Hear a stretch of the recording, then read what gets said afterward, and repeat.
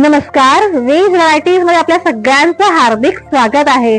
सणवार नैवेद्य म्हटला की गोडाधोडाचे पदार्थ आलेच आणि गोडाधोडाचे पदार्थ हे वेलची शिवाय अपूर्णच. तर झटपट पद्धतीने घरच्या घरी ही वेलची पूड कशी करायची ते आज आपण बघणार आहोत. इथे मी 2 दिवस उन्हात वाळवून घेतलेली वेलची घेतलेली आहे. ती थोडीशी अशी कढईत गरम करून घेतेय, जास्त परतणार नाहीये. वेलची थोडी गरम झाल्यानंतर ती थंड करून घेणार आहोत आपण आणि मग ती मिक्सरला बारीक करून घेणार आहोत. मिक्सरमध्ये ती बारीक वाटली जावी म्हणून त्यात 1 चमचा साखर घालतीये. साखरेमुळे वेलची बारीक वाटली जाते. वेलचीची सालं आपण काढलेली नाहीयेत.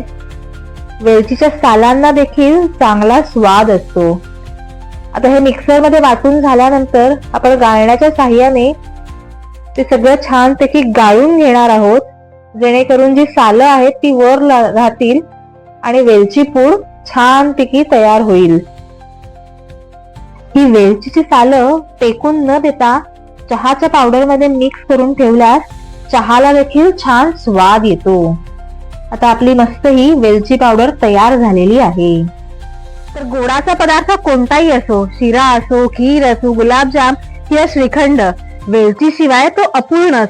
त्यामुळे ही झटपट पद्धतीने, सोप्या पद्धतीने वेलची पावडर घरच्या घरी तुम्ही देखील नक्की ट्राय करून बघा. आणि रेसिपी आवडली असेल तर लाईक आणि शेअर जरूर करा.